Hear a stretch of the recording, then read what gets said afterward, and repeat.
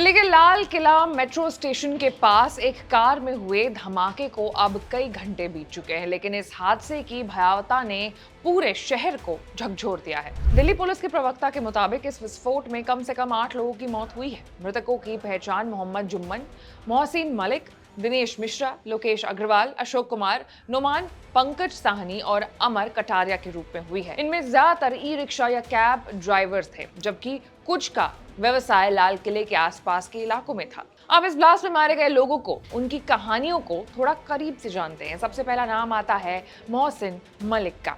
मेरठ के रहने वाले 35 साल के मोहसिन मलिक पिछले कुछ साल से दिल्ली के सिविल लाइंस में रह रहे थे और ई रिक्शा चालक परिवार का गुजारा करते थे। सोमवार शाम को वो उस जगह के करीब ही खड़े थे जहां धमाका हुआ। पुलिस को उनका मोबाइल सड़क पर मिला। परिजनों ने जब उन्हें ढूंढना शुरू किया तो पुलिस ने एलएनजेपी अस्पताल जाने को कहा। देर रात करीब 12:30 बजे डॉक्टर्स ने मोहसिन की मौत की पुष्टि की, जबकि उनकी बहन रोते हुए वहां पहुंची और चीखने लगी, चिल्लाने लगी और कहने लगी कि अब उनके बच्चों का क्या होगा। मोहसिन के 2 छोटे बेटे हैं और एक पत्नी है जो कि सदमे में है। अब जानते हैं दिनेश मिश्रा की कहानी को, उनके परिवार के दर्द को। 35 साल के दिनेश मिश्रा उत्तर प्रदेश के शास्त्री के रहने वाले थे, लेकिन 15 साल से दिल्ली के चावड़ी बाजार में शादी के कार्ड की दुकान पर काम कर रहे थे। उनकी पत्नी और 3 छोटे बच्चे हैं। उनके भाई गुड्डू मिश्रा ने बताया है कि कई बार फोन करने के बावजूद दिनेश से संपर्क नहीं हो पाया। रात करीब 12 बजे उन्हें एलएनजेपी अस्पताल बुलाया गया, लेकिन कई घंटे बाद ही उन्हें शव की पहचान करने की अनुमति मिली। सुबह मोर्चरी में जाकर उन्होंने भाई की लाश की पहचान की। मोहम्मद जुम्मन की त्रासदी के बारे में अब आपको बताती हूँ। बिहार के रहने वाले मोहम्मद जुम्मन दिल्ली के शास्त्री पार्क इलाके में रहते थे और ई रिक्शा चलाते थे। वो हादसे वाली जगह से थोड़ी दूर पर ही मौजूद थे। उनके छोटे भाई की पत्नी ने बताया है कि पूरी रात खोजने के बाद अगले दिन दोपहर में मोर्चरी में शव की पहचान हो सकी थी।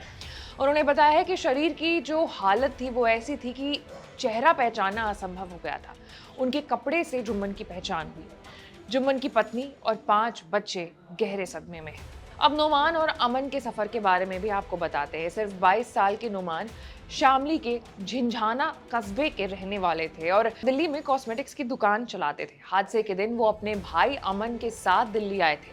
कार पार्क करने के बाद सड़क पार करते समय धमाका हुआ। नुमान की मौके पर ही मौत हो गई, जबकि अमन गंभीर रूप से घायल है और आईसीयू में भर्ती है।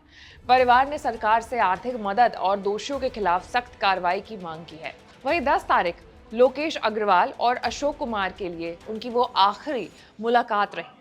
अमरोहा के हसनपुर निवासी 55 साल के लोकेश अग्रवाल खाद का कारोबार करते थे। हादसे के दिन वो गंगाराम अस्पताल से लौटते हुए अपने रिश्तेदार अशोक कुमार से मिलने गए। अशोक, जो डीटीसी में बस कंडक्टर थे, अपनी ड्यूटी खत्म करके घर लौट रहे थे। जाम की वजह से दोनों चांदनी चौक के पास मिले, लेकिन कुछ ही मिनट बाद धमाके में दोनों की जान चली गई।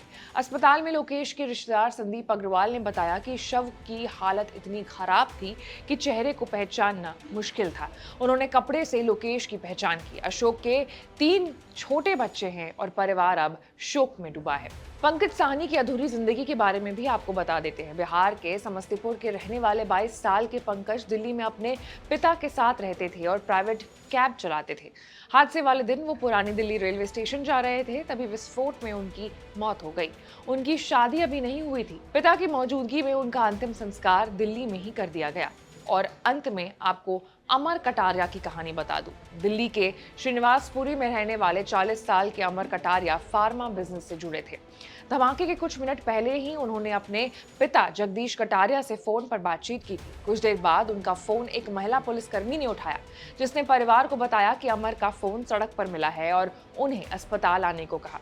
उनके माता पिता ने बताया कि अस्पताल में घंटों इंतजार के बाद उन्हें बेटे की जानकारी मिली। उन्होंने अस्पताल प्रशासन पर लापरवाही का आरोप लगाया और कहा कि उनके लिए नेताओं की सुरक्षा ज्यादा अहम थी। यह हादसा न केवल दिल्ली बल्कि पूरे देश को झकझोर देने वाला है। 8 परिवारों की जिंदगियां पल भर में उजड़ गई। किसी के छोटे बच्चे हैं, किसी के बूढ़े माता पिता। हर परिवार का दर्द एक जैसा है। अचानक हुए इस विस्फोट ने उनकी दुनिया छीन ली है। अब सभी परिवार की एक ही मांग है और वो है दोषियों को जल्द से जल्द सजा मिले और सरकार उन्हें न्याय और सहायता दे।